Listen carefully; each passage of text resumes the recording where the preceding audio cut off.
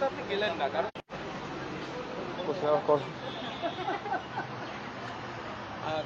ও কোথায় রে, কোথায়? হ্যাঁ, 4টে পর্যন্ত আপনি গোটা সংবাদ মাধ্যমকে একটা সাসপেন্স দিয়ে রাখলেন, শেষ পর্যন্ত ফুরফুরা শরীফের ইফতারে আপনাকে দেখা গেল, কারণ দেখুন, মুখ্যমন্ত্রী গতকাল ফুরফুরা শরীফে পীর সাহেব পীরজাদাদেরকে নিয়ে ইফতার করবেন বলে আমন্ত্রণ জানিয়েছিল জেলা আধিকারিকের পক্ষ থেকে। আমাদের বাড়িতে এসেছিল, আমাদেরকেও আমন্ত্রণ জানিয়েছিল। এই বিষয়টা নিয়ে আপনারা আমাকে কোশ্চেন করেছিলেন, আমি উত্তর দিয়েছিলাম যে 4টে পর্যন্ত দেখুন যাচ্ছি কি যাচ্ছি না। আমাদের দলের প্রতিষ্ঠাতা প্রাণপুরুষ তথা আমার বড় ভাইজান পীরজাদা আব্বাস সিদ্দিকী আমাকে ওই জায়গা থেকে যাওয়া থেকে আমাকে অব্যাহতি নিতে বললেন, বিরতি থাকতে বললেন। ফলে আমি সেখানে না গিয়ে অব্যাহতি নিলাম। সৌজন্যতা কি কোথাও ছিল? অবশ্যই আমি সৌজন্যতাকে সবসময় প্রাধান্য দিই, সবসময় আগিয়ে রাখার চেষ্টা করি। ইভেন দেখবেন আজকে আমি বিধানসভার মধ্যে লবিতে এই মুহূর্তে তৃণমূল কংগ্রেসের সব থেকে চর্চিত বিধায়ক হুমায়ুন কবির সাহেবের সাথেও কেমন আছেন না আছেন কথা বললাম, সৌজন্যর বিনিময় করলাম। এটা সবসময় আমি করি। কিন্তু কিছু জায়গাতে দলের যে নির্দেশনা থাকে, কিছু জায়গাতে পরিবারের পক্ষ থেকে যে নির্দেশনা থাকে সেটাকে উপেক্ষা করা যায় না। আর আমি একা না গেলে ওখানকার প্রোগ্রাম বা যারা পীর সাহেব পীরজাদারা সংখ্যায় হেভি সংখ্যায় ছিল, ফলে আমি একা না থাকলেও, আমি ওখানে না থাকলেও প্রোগ্রামটা অসফল হয়ে যাবে এরকম কোনো ব্যাপার নয়। আপনি যে চর্চিত বিধায়কের কথা বলছেন, সেই বিধায়ককে নিয়ে আজকে তৃণমূল কংগ্রেস বৈঠকে বসেছিল, কিন্তু তাকে শুধুমাত্র সতর্ক করে ছেড়ে দেওয়া হলো। তৃণমূল কংগ্রেস কি করতে চাইছে, মানে বারবার শোকজ করা হবে, সতর্ক করা হবে? দেখুন, তৃণমূল কংগ্রেস তার পার্টির অভ্যন্তরীণ ব্যাপারে কি করবে তাতে তো আমি তাকে জ্ঞান দিতে পারি না। তাদের শৃঙ্খলা কমিটি আছে, তারা মনে করে যে শৃঙ্খলা কতটা মধ্যে থাকছে, কতটা বহির্ভূত হচ্ছে, তার ভিত্তিতে করবে। কারণ ইতিপূর্বে আমরা অনেক দেখেছি, আরাবুল ইসলাম সাহেব যিনি অধ্যাপিকাকে জগ ছুড়ে মেরেছিলেন, দীর্ঘ কয়েক বছর আগামী সে সাসপেন্ড থাকবে এ কথা বলেছিল, কিন্তু কয়েক মাস পরে তার সাসপেন্ড তুলে নিয়েছিল, তাকে আবার পঞ্চায়েত সমিতির পদে বসিয়ে দিয়েছিল। তো এদের কখন সাসপেন্ড করছে আর কখন প্রত্যাহার করছে এ নিয়ে আমি চর্চা করব না। দেখুন, আমি যতটুকু বুঝতে পারছি এটা বিজেপি তৃণমূলের বাইনারি তৈরি করার চেষ্টা হচ্ছে। বিজেপি এক কথা বলবে, সেটাকে কাউন্টার করার জন্য তৃণমূল আর একটা কথা বলবে। এটা করে যাতে চর্চা হয় পশ্চিমবাংলাতে যে না, বিজেপি আর তৃণমূলই রাজনীতি দল আছে 2026-এ, এদের দুজনের কাউকে একটা ভোট দিতে হয়, বা এদের দুজন ছাড়া আর কেউ নাই, বাকি যেগুলো আছে সেগুলোকে এড়িয়ে যায় যাতে মানুষ, সে কৌশলে এই বাইনারি তৈরির চেষ্টা হচ্ছে। সেই কারণে কি নওশাদ সিদ্দিকী আজকে মেনশনের আগে সাম্প্রদায়িক সম্প্রীতি নিয়ে কিছু কথা বললেন?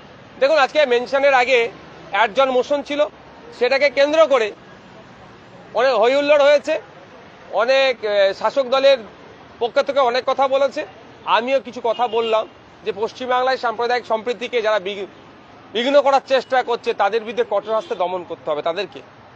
অনেক সময় অনেক ধরনের ইনসিডেন্ট আমরা দেখতে পাচ্ছি, অনেক ভায়োলেন্সের খবর আসছে, দুটো জনগোষ্ঠীর সাথে হচ্ছে এ ধরনের খবর আসছে, বা অনেক ফেক খবর আসছে। সত্যতা যাচাইয়ের জন্য, কে বা কারা দোষ সেগুলো যাচাইয়ের জন্য ফ্যাক্ট ফাইন্ডিং যে টিম যায়, সে টিমের মধ্যে বিরোধী দলের বিধায়কদের রাখারও আমি অনুরোধ করেছি।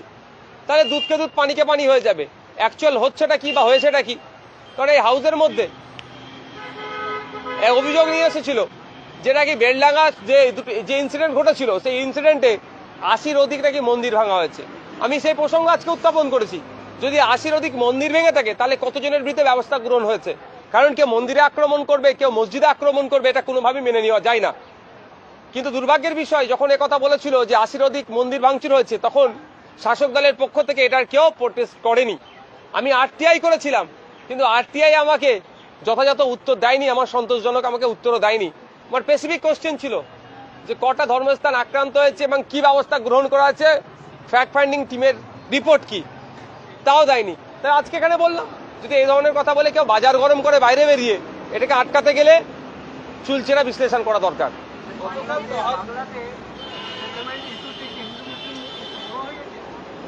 দেখুন, কেন্দ্র সরকার কি রাজ্য সরকার উন্নয়ন করতে ব্যর্থ, শুধু বিজ্ঞাপন হাতে কিছু কাঁচা টাকা তুলে দিয়ে এটাকে উন্নয়ন হিসাবে চালানোর অপচেষ্টা চালাচ্ছে। এটা থেকে যখন সাধারণ মানুষ এটাকে না কোশ্চেন করতে পারে, ওই জন্য হিন্দু মুসলমান ধর্ম রাজনীতি সামনে নিয়ে চলে আসছে। কেন্দ্র সরকার দেখুন না, বছরে 2 কোটি চাকরি দেওয়ার কথা বলেছিল, ডলার আর টাকা সমান এক হয়ে যাবে বলেছিল, জিডিপি বেড়ে যাবে বলেছিল, যে কটা প্রতিশ্রুতি দিয়েছে সবটাই ব্যর্থ হয়েছে। ফলে এখন কি করছে, সাবজেক্ট ছেড়ে অবজেক্টে যাচ্ছে। কোথাও আওরঙ্গজেব রহমতুল্লাহের মাজারের আক্রমণ করবে, সেই কিভাবে করা যায় তার অপচেষ্টা চালাচ্ছে। মসজিদের নিচে কোথায় মন্দির খুঁজতে অপচেষ্টা চালাচ্ছে। আর আমাদের রাজ্যে দেখুন, যে কটা কথা বলেছিল যে ক্ষমতায় আসলে কেন্দ্রীয় সমাহারে দিয়ে দেব, সাচার কমিটির সুপারিশগুলো বাস্তবায়ন করব, 6 মাসে শিল্প করে দেবো, সব কটাতে ব্যর্থ হয়েছে। ফলে এই ব্যর্থতা ঢাকার জন্য এও হিন্দু মুসলমানের পলিটিক্স করছে।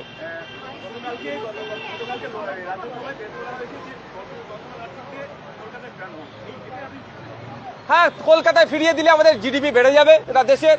কলকাতায় ফিরিয়ে দিলে আমাদের ওই যারা ব্যাংকের টাকা লুট করে নিয়ে বিদেশে চলে গেছে তাদের টাকা ফিরে চলে আসবে। কলকাতায় ফিরিয়ে নিয়ে আসলে তাসলিমা নাসরিনকে আপনার কি বলে বছরে 2 কোটি চাকরি দেওয়া হয়ে যাবে। তাসলিমা নাসরিনকে কলকাতায় ফিরিয়ে নিয়ে আসলে পেট্রোল ডিজেলের দাম কমে যাবে। আরে এত যখন বলছে, শ্রমিক বাবুকে বলবো পার্লামেন্টে আওয়াজ তুলুন তাসলিমা নাসরিনকে নাগরিকত্ব দেওয়া, দেখি এই আওয়াজটা কেমন তুলতে পারেন। শুধুমাত্র তাসলিমা নাসরিনকে সামনে রেখে এখানে হিন্দু মুসলিমের বাইনারি করার অপচেষ্টা চলাবে, সেই জন্য উত্থাপন করেছে। তাসলিমা নাসরিন দিল্লিতে আছে, কলকাতায় ফিরিয়ে নিয়ে আসলে বাংলার কি লাভ হবে, দেশের কি লাভ হবে? প্রশ্ন এতদিন আছে কিভাবে?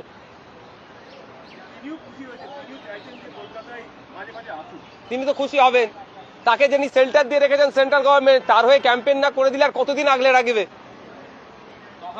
গতকাল বললেন যে দীঘায় যেমন ভাবে মন্দিরের জন্য রাজ্য সরকার টাকা খরচ করছে, ঠিক তেমন ভাবেই দীঘাতে মসজিদ। আপনারাও কি চাইছেন? দেখুন, তোয়া সিদ্দিকী চাচাজান যে কথা বলেছেন একজন ধর্মগুরু হিসাবে, ভিন্ন ধর্ম সম্প্রদায়েরও মনে কথা বলেছেন। প্রত্যেকটা সম্প্রদায়ের মানুষ ওখানে যায়, একটা একটা ধর্মস্থান তৈরি করে দেওয়া। কিন্তু রাষ্ট্রের কাজ তো এটা নয়। এই রাষ্ট্র বা রাজ্যের কাজ হচ্ছে মানুষের যে মৌলিক অধিকারগুলো আছে সেগুলো বাস্তবায়ন করা।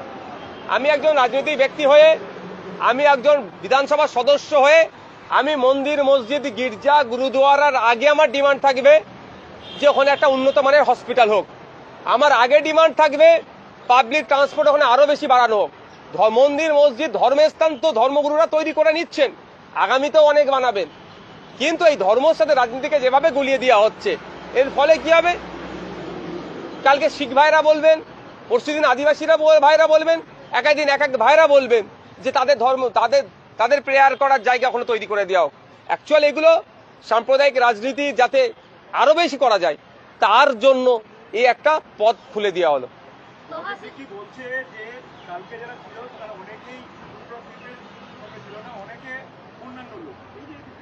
দেখুন, আমি সেখানে উপস্থিত ছিলাম না, আর আমার সময়ও হয়ে ওঠেনি যে ভিডিওগুলো একটু দেখার।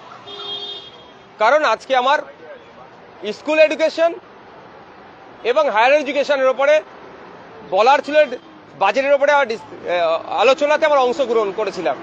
ফলে আমাকে আমার বাজেট বক্তব্য রেডি করার জন্য আমাকে অল্প বিস্তর হলে পড়াশোনা করে এসে বলি, ওই গরুর রচনা গোল গোল করে সবটাই গুলিয়ে দিয়ে এরকম করার চেষ্টা করি না। আমি সেই জন্য সময় পেয়ে ওঠিনি। কারা ছিল বা কারা ছিল না সেগুলো আমরা দেখবো এবং সেটাকে ক্লিয়ারিফিকেশন দেবো। নিশ্চিতভাবে তোয়া সিদ্দিকী চাচাজান যখন বলেছেন, আপনারা মনে হয় তাকে আরেকবার জিজ্ঞাসা করলে ভালো হয় যে কারা কারা ছিল না বা কারা কারা বাইরে ছিলেন, তাদের নামগুলো একটু বলে দিন। 2023 সালে যে এসএফআই প্রতিষ্ঠান দিবস নিয়ে আপনাদের যে জনগণের যে সমাবেশ হয়েছিল সেটা দুর্গমার পরিস্থিতি তৈরি হয়েছিল, আপনারা সেটা জানেন। তো তারপরে আপনাদের যে পিএসএ তাদের মধ্যে কয়েকজন মুখ্যমন্ত্রীর উদ্দেশ্যে শাসনে শুনিয়েছিল, তাদেরই মধ্যে কাসেম সিদ্দিকী একই মঞ্চে মানে ইফতার সারলেন। এই বিষয়টিকে কিভাবে দেখছেন? তাহলে কি আপনাদের মধ্যে তৃণমূলের মধ্যে যে দ্বন্দ্ব ছিল বা বিবাদ ছিল সেটা কি মিটে গিয়েছে? আমি একজন শাসক বিরোধী এমএলএ, আমার ওপরে শাসকের যেভাবে অত্যাচার নেমে এসেছিল, আমাকে যখন জেলে আটকে রেখেছিল, ফুরফুরা সাহেবের পীর সাহেব পীরজাদারা গর্জে উঠেছিল। অবৈধভাবে, অনৈতিকভাবে, অন্যায়ভাবে যে আমাকে গ্রেফতার করে রেখেছিল তার বিরুদ্ধে সোচ্চার হয়েছিল। অন্যায় করেছিলেন শাসক দল, তার বিরুদ্ধে শাসক দলের যিনি প্রধান ছিলেন বা তার দলের বিরুদ্ধে কথা বলেছিলেন। অন্যায় করলে বলতে পারবে না?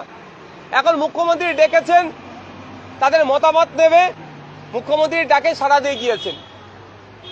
এটাকে যে পাপ হিসাবে দেখবে, আর আমার মনে হয় তার চিন্তা ভাবনা একটু পরিবর্তন হওয়া দরকার। আরো বলছেন যে ফুরফুরা যতটা উন্নয়ন হওয়া দরকার ততটা উন্নয়ন হয়নি, আমি চাইবো শুধুমাত্র ফুরফুরা না সমগ্র বাংলার উন্নয়ন। সেটা তো আমরা শুরু থেকেই বলে আসছি, ফুরফুরা শরীফের সাথে সাথে সারা বাংলা ডেভেলপ চাই। সারা বাংলা ডেভেলপ করতে গেলে কি কি করতে হবে আমরা ফুরফুরা শরীফের পক্ষ থেকে বারবার এই টানে সোচ্চার হচ্ছে। এবং আপনাদের জানিয়ে রাখি, গতকালকে যারা আপনারা আওয়াজ শুনেছেন এই ডিমান্ড করেছে, তার সাথে সাথেও ফুরফুরা শরীফের পীর সাহেব পীরজাদারা বাংলার সম্প্রীতি, বাংলার ঐক্য, বাংলায় ফেক ST/SC সার্টিফিকেটে প্রকৃত ST/SC মানুষরা বঞ্চিত হয়েছে সেই বিষয়, OBC সার্টিফিকেট, উচ্চশিক্ষা, স্বাস্থ্য, কর্মসংস্থান, আবাস যোজনা, এই সমস্ত বিষয়গুলো নিয়েও কিন্তু লিখিত আকারে মুখ্যমন্ত্রীর কাছে দিয়েছেন। এবার মুখ্যমন্ত্রী যেহেতু ফুরফুরা শরীফে উপস্থিত হয়েছেন, সেই জন্য ফোকাসটা ফুরফুরা শরীফকে সামনে রেখে করেছে বক্তব্যে। কিন্তু এটা ভুলে যাবেন না যে ডিমান্ড বাকিগুলো যেগুলো ছিল সমগ্র বাংলার জন্য ডিমান্ড ছিল, নট অনলি মুসলিম আর নট অনলি ফুরফুরা শরীফ। পশ্চিমবাংলার প্রত্যেকটা কমিউনিটি, প্রত্যেকটা এরিয়ার মানুষের জন্য কিছু না কিছু ফুরফুরা শরীফের পক্ষ থেকে গতকালকে ডিমান্ড রাখা হয়েছিল লিখিত আকারে।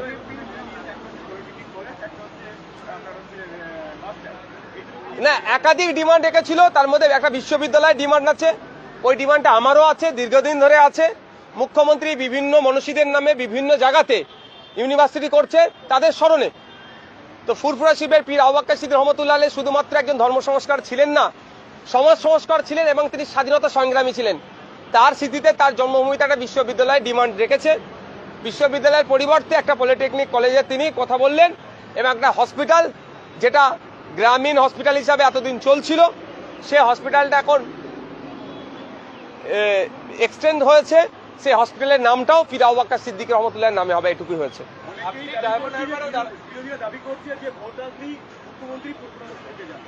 ভোট আসলেই মুখ্যমন্ত্রী বেলুন মঠে যান, ভোট আসলেই মুখ্যমন্ত্রী বিভিন্ন সম্প্রদায়ের মানুষের কাছে যান, ভোট আসলেই রাজনৈতিক নেতারাই তো এটা করছেন। আর এই রাজনীতিটা আমরা বন্ধ করতে চাইছি। ভোটের সময় ধর্মের মানুষকে খুঁজবে, ভোট মিটে গেলে ধর্ম নির্বিশেষে মানুষ পরিষেবা পাবে না, এটা বন্ধ আমরা চাইছি। আপনি ডায়মন্ড হারবারে দাঁড়াবেন বলেছিলেন, তারপর দেখা গেল আপনি দাঁড়ালেন না। শুভেন্দুবাবু বলেছিলেন ভবানীপুরে তিনি দাঁড়াবেন, এরকম একটা অভিযোগ তৃণমূল কংগ্রেসের তরফ থেকে। এখন শুভেন্দুবাবু বলছেন যে বিজেপির প্রার্থী দিয়ে হারাবো। এই যে মানুষের কাছে একবার বলা, তারপরে সেই কথা না রাখা, এটা বিশ্বাসযোগ্যতা কোথাও। দেখুন, আমি ডায়মন্ড হারবারে দাঁড়াবার ইচ্ছা প্রকাশ করেছিলাম, সেক্ষেত্রে আমি যদি আমার দলকে আগে জিজ্ঞাসাবাদ করে ওটা বলতাম আমার সুবিধা হতো।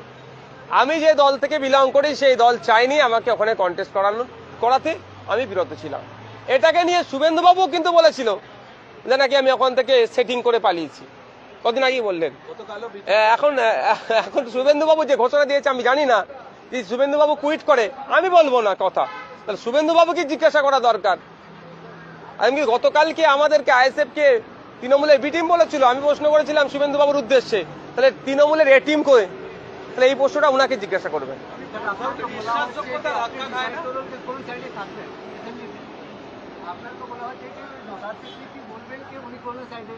আমি সংযুক্ত মোর্চার সাইডে থাকবো, আমি ISF এর সাইডে থাকবো, এটা মাথায় রাখবেন। কারো লেজুর ধরে ঘোরার পক্ষে নয়। হ্যাঁ, আমরা সংযুক্ত মোর্চার হয়ে কন্টেস্ট করেছি, আমি একজন সংযুক্ত মোর্চার বিধায়ক, আজকেও নিজেকে বলতে স্বাচ্ছন্দ্য বেশি বোধ করছি।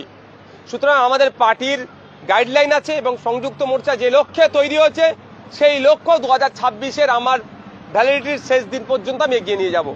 আমি না লেফট সাইড, মানে এখানকার লেফট বলছি, আমার তৃণমূল আছে আর এখানে রাইটে আছে বিজেপি, কোনো সাইড আমার দরকার নেই। আমার স্টেট সাইড স্পিকার চাই, একদম স্যারকে ফলো করে। এই যে আপনারা মন্তব্য করেন তারপরে সরে আসে, বিশ্বাসযোগ্যতা কোথাও ধাক্কা খায় না? দেখুন, আমি আপনারাতে নয়, আমি আমার কথা বলছি। আমি আবারও স্বীকার করছি, আমার মন্তব্য করার আগে আমার পার্টিকে জিজ্ঞাসা করা দরকার ছিল। ওই জন্য আগামী যে বিষয়গুলো পার্টির আলোচনা করে মন্তব্য করা দরকার, ওই বিষয়ে আপনারা কোশ্চেন করলে আমি বলে দিই এটা পার্টির আলোচনা সাপেক্ষ, আলোচনা করেই জানাবো। অন্যরা কি করছে, তাদের বিশ্বাসযোগ্যতা কতটা আছে না আছে, একাধিকবার দল চেঞ্জ করে, সে বিষয়ে আমি বলবো না।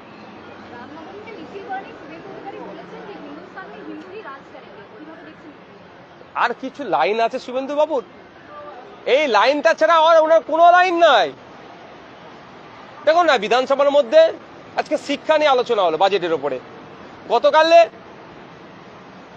Urban development municipal affairs ministry আলোচনা হলো, তার আগের দিনেও পঞ্চায়েত এবং গ্রাম উন্নয়ন দপ্তরে আলোচনা হলো। তিনটি গুরুত্বপূর্ণ বিষয়, আগামীকাল হেলথ অ্যান্ড ফ্যামিলি ওয়েলফেয়ার। এই ধরনের গুরুত্বপূর্ণ বিষয়গুলোতে অংশগ্রহণ না করে বাইরে বলছেন ওনারা। এটা ইস্যু নেই, ওদের এখানে ইস্যু করতে পারছে না, ভিতরে তো ইস্যু করার জায়গা। দুর্ভাগ্যের বিষয়, এই হিন্দু হিন্দু হিন্দু আর মুসলমানের বিরুদ্ধে দুটো কথা বলা ছাড়া এদের রাজনৈতিক কোনো এজেন্ডা নাই। ওই শুভেন্দুবাবুর কথা বাংলার হিন্দুরা পাত্তা দেয় না, মমতা ব্যানার্জির কথা বাংলার মুসলমানরা সে অর্থে পাত্তা দেয় না।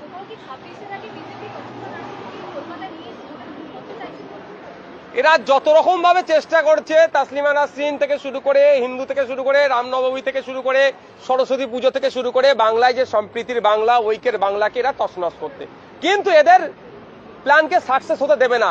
এটা তৃণমূল আটকাতে পারছে না, তৃণমূল আরো এই আগুনে ঘি ঢালার চেষ্টা করছে। এটাকে আঁচকাচ্ছে কারা? এটাকে আঁচকাচ্ছে অভিজিৎরা, এটাকে আঁচকাচ্ছে নাসিমরা। কোন অভিজিৎ? যেদিনকে দোল ছিল আমাদের বাংলাতে, অভিজিতের কাছে, অভিজিৎ বাবুর কাছে খবর এসেছে যে হসপিটালে একটা 65 বছরের বয়স্ক লোক যার নাম হাতেম, তার রক্তের প্রয়োজন, এবি পজিটিভ রক্তের দরকার।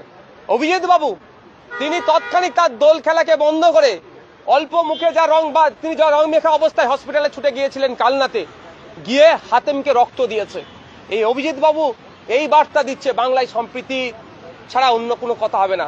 যারা সাম্প্রদায়িক চিন্তা ভাবনা করে তাদের গালে প্রতিবাদের চড় মেরেছে। নাসিম বার্তা দিয়েছে রোজা অবস্থায় এক হিন্দু মহিলার রক্তের প্রয়োজন হয়েছিল আপনার কল্যাণীতে, তার কিডনির প্রবলেম আছে, তো নাসিম রোজা অবস্থায় গিয়ে বেডে শুয়ে রক্ত দিয়েছে আমার হিন্দু বোনটাকে, হিন্দু মাটাকে, তাকে বাঁচতে সহযোগিতা করেছে, বাঁচার মাধ্যম হয়ে উঠেছে। তো নাসিম বার্তা দিচ্ছে যারা সাম্প্রদায়িক কথা করবে, যারা সাম্প্রদায়িক ভাবে মানুষকে বিচ্ছিন্ন করার চেষ্টা করছে, তাদের গালে, এই যারা সাম্প্রদায়িকতা করছে তাদের গালে কি করছে, এর বার্তার চড় দিচ্ছে। সুতরাং এই বাংলাকে যতই বিজেপি তৃণমূল চেষ্টা করুক না কেন, হিন্দু মুসলমানের মধ্যে বাইনারি করতে চাইবে, অভিজিৎ আর নাসিমরা বারবার তাদের সর্বোচ্চ চেষ্টা দিয়ে বাংলার সম্প্রীতিকে তারা আগলে রাখবে। আমি স্যালুট জানাই অভিজিৎ বাবুকে, আমি স্যালুট জানাই নাসিম বাবুকে।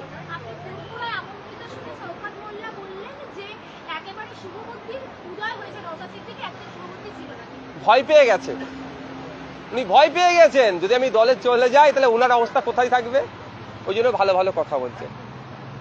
আমার 2021 সালে যতটা বুদ্ধি ছিল আর এখনো শাসক দল সম্পর্কে অতটাই বুদ্ধি আছে। Thank you. চলো গাড়ি লাগা আমাকে।